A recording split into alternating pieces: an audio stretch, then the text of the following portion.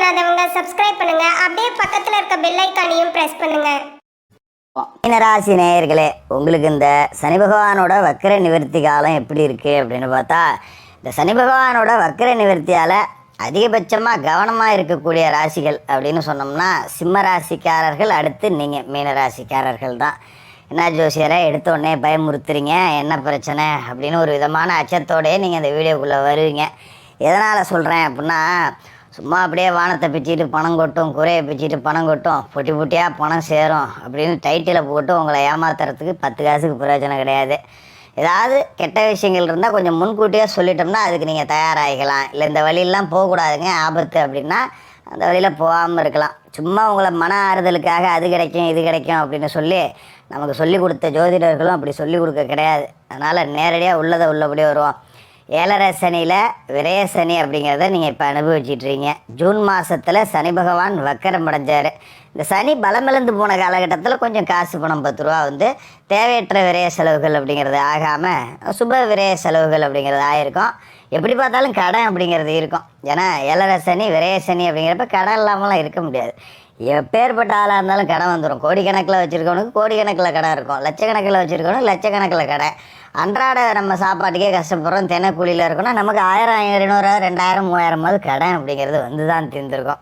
இப்போ சனி பலம் அடைகிறாரு. இந்த கடலாம் அடையுமா அப்படின்னு பார்த்தா, இந்த சனி வந்து இப்போ ஜென்மஸ்தானத்தை நோக்கி வந்துகிட்டு இருக்கார், உங்களோட ராசியை நோக்கி வந்துகிட்டு இருக்கார். ஏன்னா இனிமேல் விரயத்தில் வந்து அவர் வக்கரம் அடைய மாட்டார்.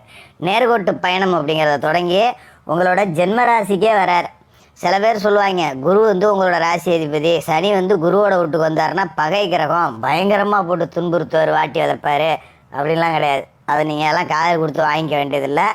ஏன்னா மனிதர்களுக்கு தான் பகை வீடு நட்பு வீடுன்னு ஆளுக்கு ஒன்று செய்கிறது. அதுவும் சனி பகவான் வந்து நீதிகாரகன்.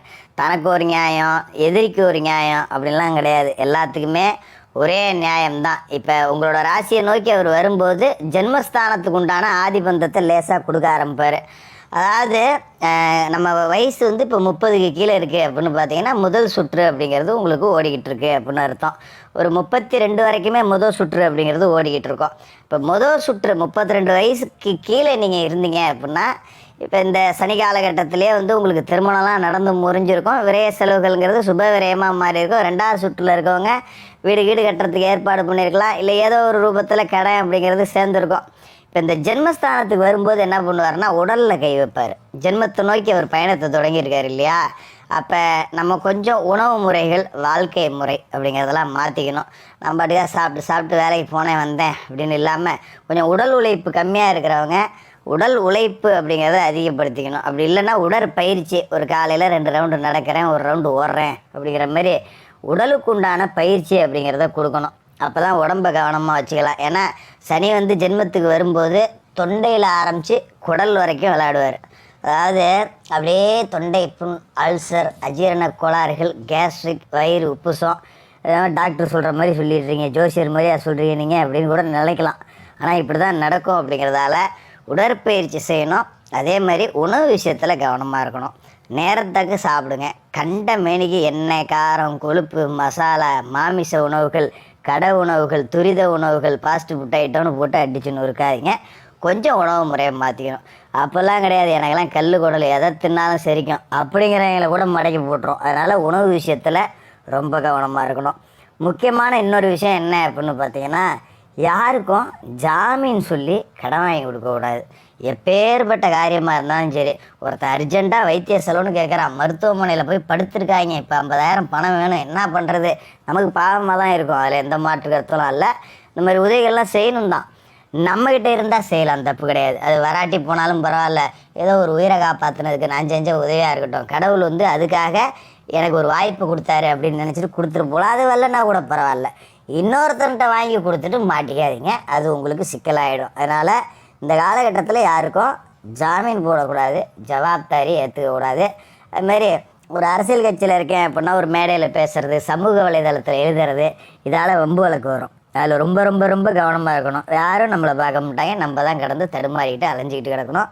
அந்த விஷயத்தில் கொஞ்சம் கவனமாக இருந்துக்கணும். அதே மாதிரி உறவுகளுக்குள்ளே பார்த்தீங்கன்னா பெண் பார்க்க சொல்லுவாங்க, மாப்பிள்ளை பார்க்க சொல்லுவாங்க. நம்ம பாட்டுக்காக செவனேன்னு இருப்போம். யாராவது ஒரு சொந்தக்காரன் வீட்டுக்கு வந்துட்டு வாயை வச்சுட்டு சும்மா இல்லாமல், தம்பி என் பொண்ணுக்கு ஒரு நல்ல வரன் வந்தால் சொல்லுப்பா, மாப்பிள்ளை பார்த்துட்டு இருக்கேன், ஒன்றும் அமைய மாட்டேதும்மா. நம்மளும் தெரிஞ்ச ஒரு வரனை பார்த்து வைப்போம். அதுமாரி மாப்பிள்ளை ஒருத்தனுக்கு பொண்ணு இருந்தால் விடுமா. இதில் ஏதாவது பிரச்சனை ஆகி பழியை தூக்கி நம்ம தலையில் டொங்குன்னு போட்டுருவாங்க. காலம் முழுக்க நமக்கு அது கெட்ட பேரை தான் உண்டாகும். அந்த பார்த்து வச்சேன் அது விளங்கலை அப்படின்னு நம்மளை ஒரு ராசி இல்லாதவனே முத்திரை குத்தி விட்ருவாங்க. ஏன்டா நான் இங்கேருந்து இந்த இடத்துல பொண்ணு இருக்குன்னு தான் சொன்னேன், நீங்கள் போய் ஜாதகம் பார்த்து நல்லபடியாக பண்ணி வச்சுக்கிட்டு நீங்கள் ஒழுங்காக வாழ்க்கையை நடத்தாதுக்கு நான் என்னடா பாவம் பண்ணுவேன் அப்படின்னு சொல்லிட்டு நம்ம புலம்பிட்டு கிடக்க வேண்டியதுதான். அதனால் இந்த மாதிரி இடங்களில் கொஞ்சம் கவனமாக இருந்துங்க. அதே மாதிரி பார்த்தீங்கன்னா குரு பகவான் இந்த ஜென்மசனி உங்களுக்கு வருது பார்த்தீங்களா, இப்போ இல்லை, இப்போ வக்கர நிவர்த்தி ஆகி அந்த ஜென்மத்தை நோக்கின பயணத்தில் இருக்கார். மார்ச் 2025 தான் வருது.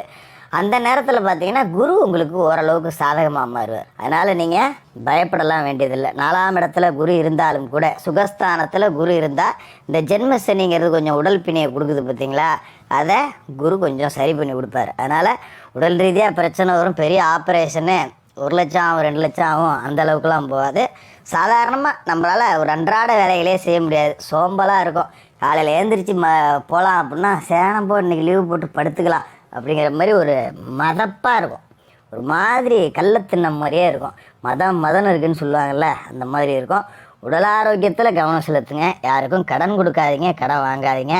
மற்றபடி உங்களுக்கு வர வேண்டிய பணம் அப்படிங்கிறது வந்துக்கிட்டே தான் இருக்கும். தொழில் ரீதியாக காசு பணத்துக்கெலாம் குறைவு இருக்காது. 10 ரூபா வர இடத்துல 10 ரூபா உறுதியாக வரும். அதில் எந்த விதமான மாற்றமும் கிடையாது. கொஞ்சம் கைப்பணத்தை எண்ணி செலவு பண்ணணும். தேவையற்ற விரைய செலவுகள் அப்படிங்கிறது பண்ணாமல் தேவையான பொருளை மட்டும் வாங்குங்க. பிள்ளைகளை கொஞ்சம் கட்டுப்பாட்டில் வச்சு வளர்த்துருங்க. ஏன்னா நம்ம கையை மூடி செலவு பண்ணாலும் அவங்க கொஞ்சம் தாராளமாக செலவு பண்ணுவாங்க. அந்த விஷயத்துலையும் கொஞ்சம் கூடுதல் கவனத்தோடு இருக்கணும். மற்றபடி இந்த சனி பகவானோட வக்கர நிவர்த்தி அப்படிங்கிறதுல உங்களுக்கு நான் ஒரு எச்சரிக்கை அப்படிங்கிறது தான் சொல்லியிருக்கேன். ரொம்ப ரொம்ப ரொம்ப ரொம்ப கவனமாக இருங்க. இது எல்லாத்தையும் கடைபிடிச்சிட்டு வாங்க. சனிக்கிழமையில் அனுமன் வழிபாடு செஞ்சுட்டு, பெருமாள் வழிபாடு செஞ்சுட்டு, மாலை நேரத்தில் சனி பகவானுக்கு எள்ளெண்ணெய் தீபம் ஏற்றிட்டு, மாற்றுத்திறனாளிகளுக்கு உங்களால் முடிஞ்ச உதவிகள் அப்படிங்கிறத செய்யுங்க. இந்த சனி வக்கர நிவர்த்தி காலம் அப்படிங்கிறத நீங்கள் எளிமையாக கடந்துடலாம். மீனராசிக்காரர்களுக்கு வாழ்த்துக்கள். மேலும் தகவலுக்கு எங்கள் சேனலை மறக்காமல் சப்ஸ்கிரைப் பண்ணுங்கள். நன்றி.